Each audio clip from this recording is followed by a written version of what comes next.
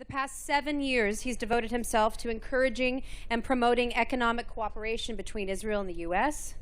in many, many ways. His next endeavor is trying to make these MBA students fall in love with Israel before they graduate.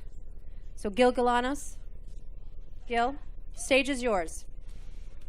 I want to talk a little bit about Israel&Company. It's a non-profit organization, and it's actually a sales agency for Israel. And our target audience is influencers, future leaders. So the goal is really to encourage positive views of Israel, its culture, its people, and economy. And we even aim further when we want to form deep ties between influencers and Israel. So our theory of impact, as I call it, is very simple. You get people on a plane, you get them to Israel, you introduce them to the most inspiring people. You've heard this before, it's not a secret, and they never see Israel at the same way. So you may be asking, what's unique about you guys? So what's unique about us? We don't like to work hard if we can do it very easy. We turn Israel into a must-see experience. How do we do it? By linking to the professional, to each individual's professional track, because they really care about their future, their career, their profession. And we're also customizing and tailoring because it's all about what's in it for them. We give them what they want, and we get what we need. By not including politics or religion on our agenda, simply because it doesn't sell.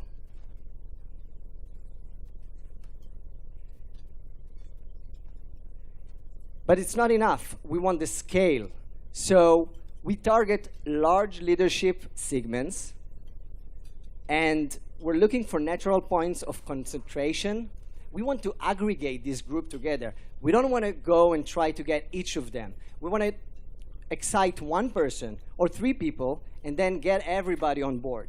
And we'll show you soon how we do it. And we would like some self-funding capacity because we really want the scale, and we don't have $120 million like Birthright. So, but we still want to bring hundreds and thousands of people to Israel every year. So what do we start with, right? We were looking at the 3 things on the Venn diagram here: large leadership segments, natural points of concentration, and self-funding capacity. So it was very clear that we want to start with top MBA programs. Not only top MBA, top 50 MBA programs. Why is that? It's probably very obvious, but look at the Fortune 500 companies. 40% of the CEOs are holding MBA, right? They're graduate of top MBA programs. Vast majority of them from top 50 MBA programs. We did the research. And they already travel to China, India, Brazil, Turkey, Germany. So all we need to do is actually make them understand that Israel is the preferred destination for them. And they're willing to pay. They have this theory that one day they'll make a lot of money, so they're really willing to pay, and they are paying for their own travel, which helps us a lot. So how does it work? 3 different ways. 1, we reach out to a student. We say, hey, we can help you organize delegation. Usually it will be the Israeli, the Jewish, American student that really is excited about going to Israel and bringing all his or her friends. And we'll guide them and give them all the mentorship. We'll give them itineraries and set them with travel agencies. Sometimes we will even give them some scholarships just for the organizing students. It's just a couple of thousands of dollars will make the difference. Another way is to contact directly the professors. We reach out to a professor. Hopefully it's a professor of innovation. Then it's, again, what's in it for him, because if I'm a professor of innovation and I don't have Israel on the destination list, I'm probably not doing my job, right? My students are going to ask me about it, and future students are going to choose a different program if I don't have Israel on the map. And then we have channels. Folks like the Ministry of Foreign Affairs, the liaisons in a different location, geographies around the US, that are in touch daily, on a daily basis, with the academic institutions. But also travel agencies. We are working with the #1 educational travel agency in the US, so they're selling Israel. So we don't need to work hard. Did I mention it that we don't like to work hard? So we contacted Eran from Berkeley, and a few weeks later, he came back and he said, I have 3 organizers. We gave them some scholarship, and the result is 48 students from Berkeley on a trip last March. And then we contact Shachar. Actually, I contacted a few other people before. It was a bit harder than I emphasize right now, but we found Shachar after speaking to 5, 6, 7 people, and Shachar was the champion, 15 people from Michigan. And then Waltz Rides, a company that we work with, brought another trip from Indiana. And then what happened is that people were starting to contact us. And we were starting to contact other delegations and other programs. And long story short, this year alone, and we are an 18-month organization, we're working with more than 25 programs from top 50 schools. Again, I'm repeating, 25 delegations this year from top 50 schools, half of which we initiated, meaning we introduced them to the concept. We called them. We introduced them to the travel agency. We got them, meetings and things to do in Israel.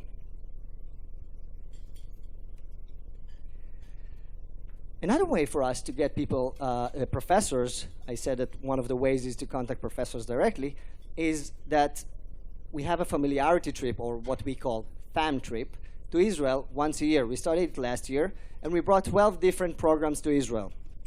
12 programs, 12 professors, and administrative staff. So a few months later, we have 5 of them, almost 40%, 5 of them added Israel to the destination list, resulting in hundreds of students this year going to Israel just because of one trip that we led last November. This November, we're doing FAM trip #2. And we're bringing 19 professors and administrative staff. But we realized that professors sell better because they are the trip leaders. So we're bringing 16 out of the 19 professors. And we realized that innovation professor and entrepreneurship professors are selling better because, again, the connection is much, much stronger. So most of these guys that are coming with us are innovation professors from top 50 universities. Most of them have never, all of them have never been to Israel. Most of them, except maybe 2 or 3, do not have programs to Israel until now. So this is a really great opportunity for us to introduce Israel. I want you to meet Barbara Kreisman. Barbara now is a friend, but last year we didn't know her. She came with us to FAM trip of 2011, and Barbara is a professor, associate dean at Denver University. Barbara's father was Jewish, and she never saw herself as a Jewish person. She never went to the shul, and she never visited Israel. But she did come with us, and as you can see, Barbara is waving on top of the Masada after climbing Masada. So Barbara is very excited about Israel now, and Barbara wrote us, we have taken our students to places such as China, India, Brazil, and all resulted in great learning opportunities. Once I visited Israel, though, I knew the area was special and had so much to offer in terms of business, opportunities, history, and culture. Not only does Israel provide these things, it also touches one's soul.